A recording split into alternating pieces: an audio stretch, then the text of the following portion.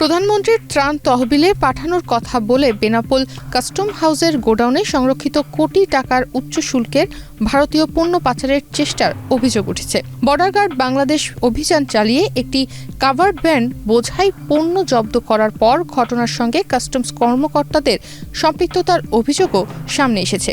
এই ঘটনায় কাস্টমসের 2 সহকারী রাজস্ব কর্মকর্তা ও 3 সিপাহীকে সাময়িক বরখাস্ত করা হয়েছে। জানা যায়, সোমবার বিগত রাত 2টার দিকে বিজিবির বিভিন্ন অভিযানে উদ্ধার হওয়া ও জব্দ করা ভারতীয় পণ্য বেনাপোল কাস্টমসের গোডাউনে রাখা ছিল।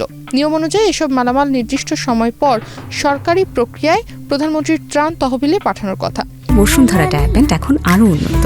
এই হট এয়ার থ্রো টপশিট দ্রুত শোষণ করে সোনামণিকে দেয় কোমল অনুভূতি। অভিযোগ অনুযায়ী ওই প্রক্রিয়ার সুযোগ নিয়ে মালামাল 2টি ট্রাকে লোড করা হচ্ছিল। এ সময় ত্রাণ তহবিলে পাঠানো হচ্ছে এমন কথা বলে পণ্য সরানোর চেষ্টা করা হয়।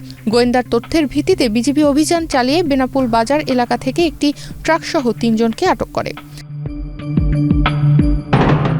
বিজিবির অভিযানে আটকরা হলেন বেনাপোল কাস্টমস হাউসে কর্মরত রাজস্ব কর্মকর্তা ইন্দ্রজিৎ মুখার্জি, ট্রাক চালক মহসিন আলী এবং হেলপার জাহিদ হাসান।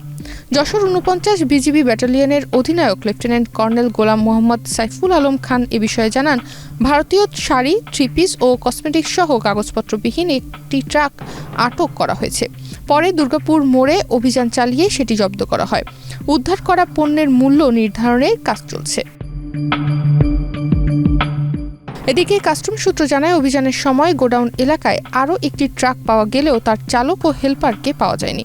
এছাড়া ঘটনার সাথে জড়িত থাকার অভিযোগে সহকারী রাজস্ব কর্মকর্তা ইন্দ্রজিৎ ও আরিফ এবং 3 জন সিপাহীকে সাময়িক বরখাস্ত করা হয়েছে এবং মালামাল পাচারের সাথে জড়িত অভিযোগে তাদের বিরুদ্ধে বেনাপোল পোর্ট থানায় মামলা করা হয়েছে। একই সঙ্গে তাদের বিরুদ্ধে বেনাপোল পোর্ট থানায় মামলা করা হয়েছে। তবে কত টাকার মালামাল পাচারের চেষ্টা হয়েছিল তা এখনও নিশ্চিত হওয়া যায়নি। তনিমা রহমান, বাংলাদেশ প্রতিদিন।